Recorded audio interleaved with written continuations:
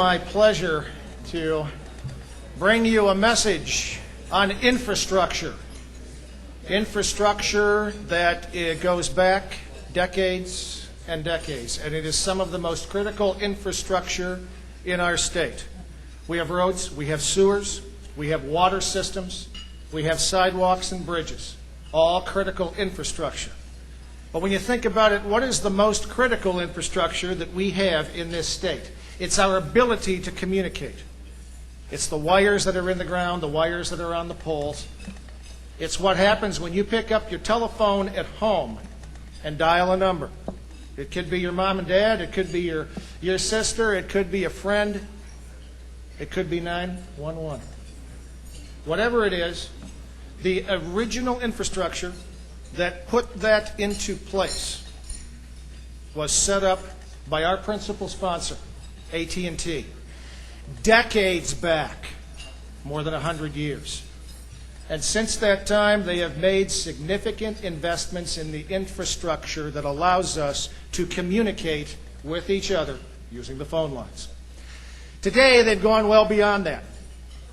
And some of the things that you will see in this presentation and some of the ideas and concepts that they've come up with are truly extraordinary. Now, about a year ago, we were having an arm wrestling match over in the state capitol and the legislature. And we won a few rounds on the municipal side, and AT&T won a few rounds on the private sector side, and in the end we came to an agreement and we came to a compromise on what to do. And as a result of that, AT&T, our principal sponsor, is making some significant investments in this state in terms of capital, in terms of infrastructure, and in terms of jobs.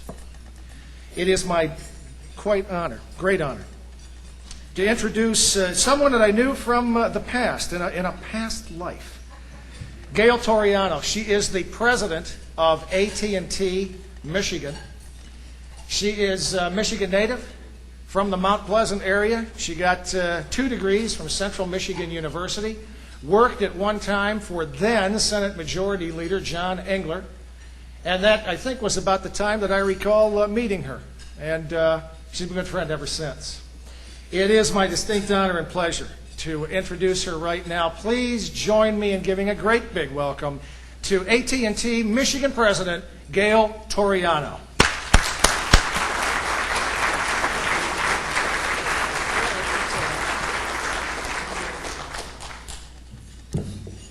I have trouble with these things because I'm so short, but I can see it's not too tall. Don, thank you so much. That was a wonderful introduction, and it is good to see you again. I feel like I've had a few lives since way back then.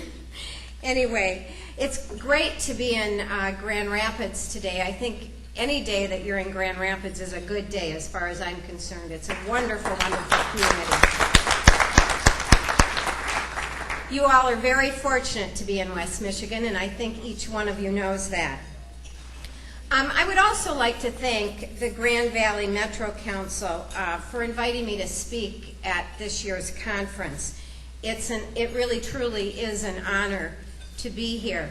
Our communities are absolutely essential to us and have been for well over 125 years that we have had a presence in Michigan.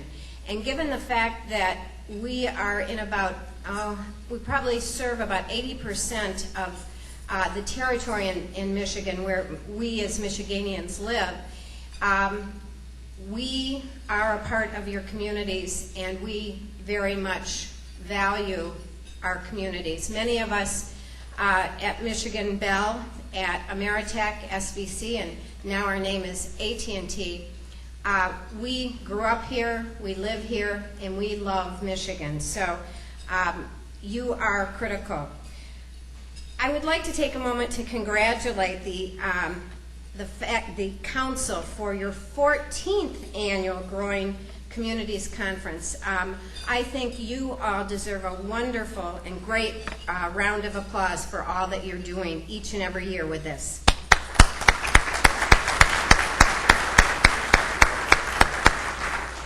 It's another successful event, Don. And it's great to see all of you. I met a few of you, not all of you, but hopefully, before I leave, I can meet a few more. You all, as really are either elected servants, public servants, or maybe non-elected public servants, are absolutely critical, and I know that your job today is more challenging than it's ever been.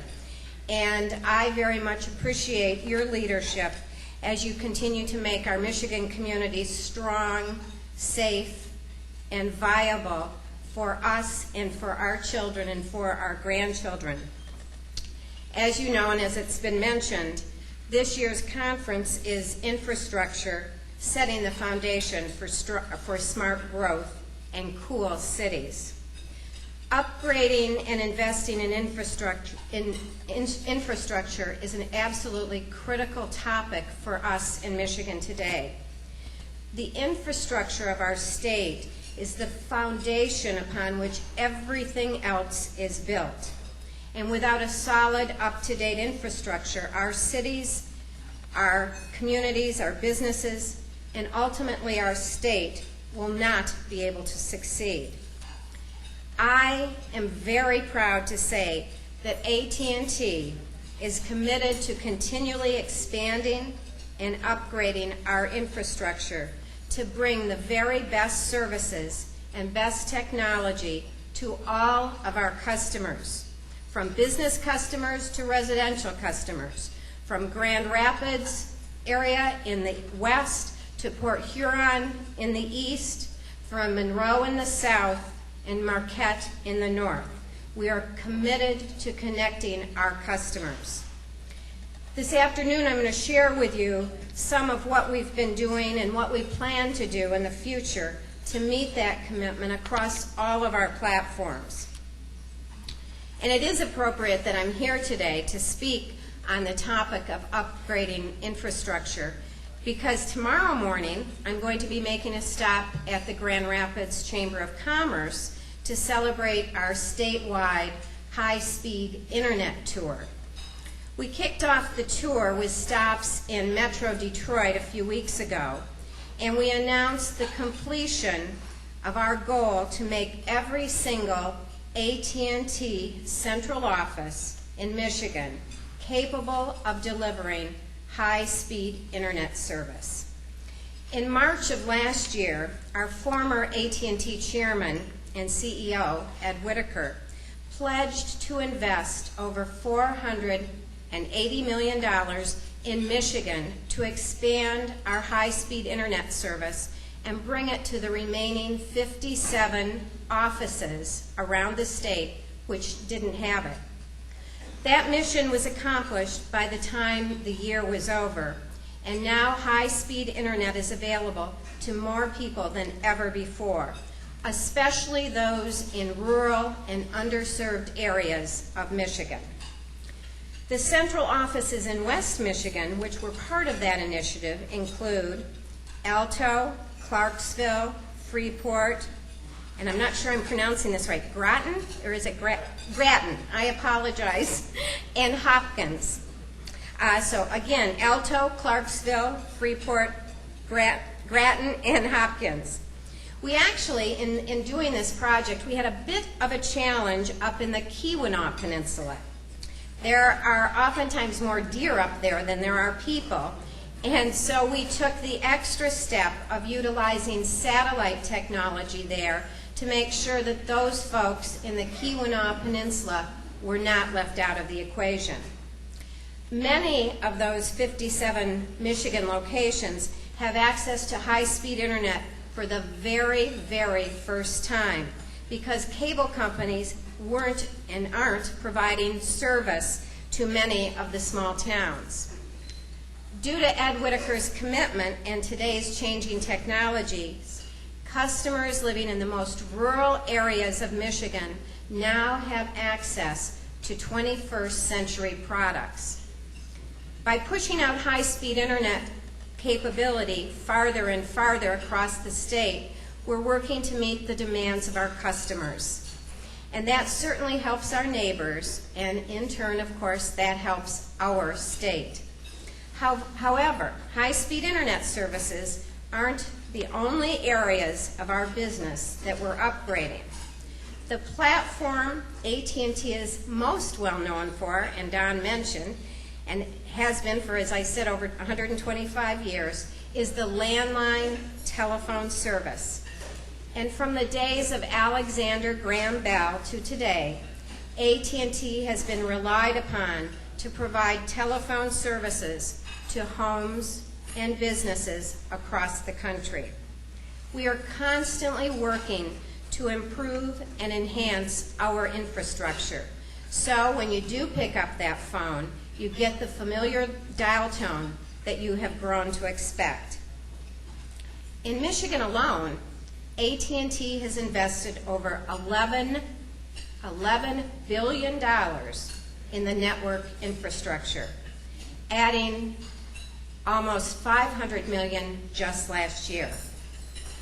Now, despite that, not everyone, and I'm sure many of you in this room, may not have choose at home to use any landline service, thanks, of course, to other technologies.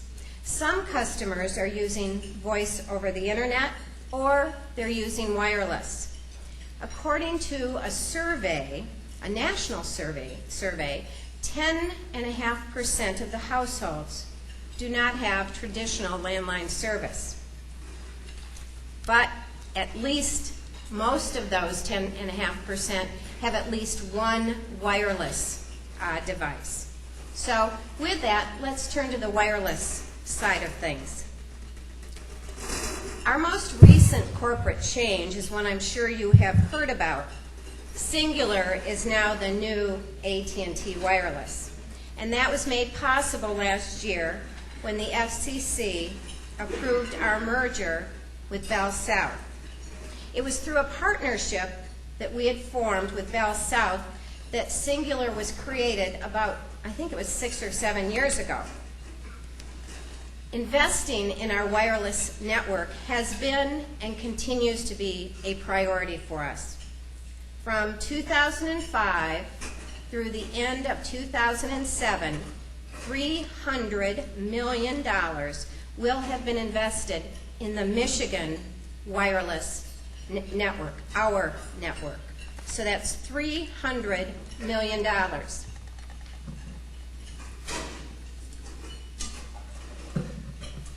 We are committed to providing the very best service and the best products to our wireless customers.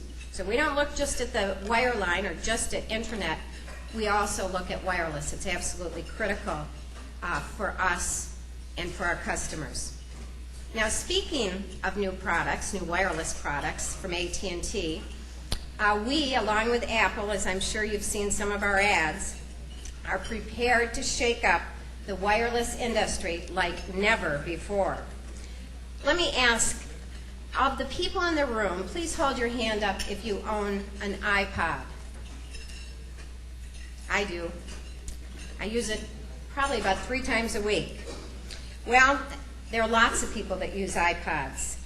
And as many of you know, that through our partnership with Apple, the iPhone is going to be introduced later this month. Needless to say, we're excited. The iPhone is going to revolutionize wireless by bringing phone, internet, and music together on one device. The new iPhone is a stunning package. It's the best iPod, it's the best web browser, and the best wireless phone. The iPhone doesn't just make you say cool, it makes you say wow.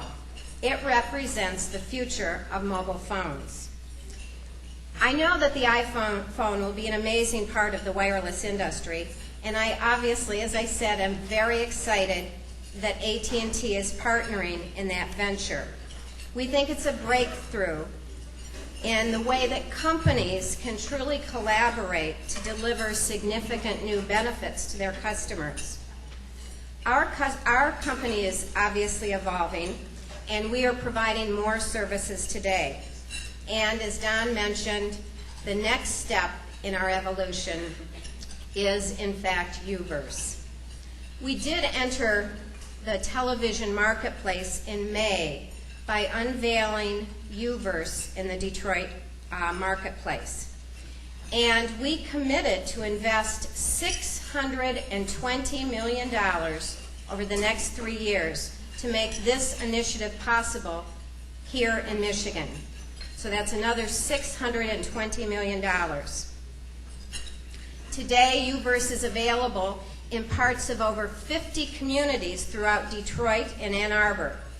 We will continue to make it available over the next couple of years to more customers and more communities, including the Grand Rapids area, as we continue to upgrade our network. UVerse television is like TV you've never seen before. It's Internet Protocol Television, or IPTV, and it's television that comes to your home via the Internet with the ability to provide an infinite number of channels. It is 100% digital service. It features leading content, quality, high-definition programming, and other enhanced capabilities unlike anything you've ever seen. With UVerse, we are offering customers more of what they want, including more high-definition channels than any cable provider, more than 25 high-definition channels. I have 2 sons and a husband, or we have 2 sons, and they are big time into sports. And at our home, there's nothing else that you can watch other than some kind of athletic event. And my husband and boys think that high definition is really good. I haven't had the chance to really see it, but that's what they tell me. We also, with UVerse, have the ability to record up to 4 programs at one time using the DVR. In addition, there's built-in picture-in-picture and much, much faster channel changing. With the recent launch in Detroit, UVerse is available in 21 different markets around the entire country, and we are looking forward to making it more widely available in Michigan very, very soon. As you know, our world is an ever-changing one, and telecommunications is absolutely no different. In fact, maybe it's changing more than other aspects of our society. AT&T's success is very, very much dependent upon our infrastructure. We must ensure that we have an infrastructure that is maintained and updated so that we can provide the services that our customers want and expect. With the investments that I mentioned, the $486 million to make our remaining 57 central offices capable of providing high-speed internet, and $620 million over 3 years to provide video to our customers, we are clearly committed to our communities and our state. As I mentioned before, I grew up here in Michigan. I did leave a couple of times, but I made a very conscious decision to come back to Michigan to raise my children, my family. And I'm still very proud to call Michigan my home. And I have over 12,000 colleagues at AT&T who also call Michigan home. And with the help of our communities, all of you, all of our elected officials, and our residents, we at AT&T will continue to invest in Michigan and continue to strive to make Michigan the cool state that we all know it can be. So with that, I thank all of you for giving me the opportunity to be here today and have a part in this. And I hope that you continue to enjoy the conference. And John Schwartz, many of you know, he's with us today. He really is the face of AT&T in Grand Rapids, and I'm sure that most of you all know him. But he really, if you ever have any issue at all with the company or questions, John Schwartz knows how to answer them, and if he doesn't, he knows where to find them. And John, thank you for all you do. So with that, thank you all very, very much.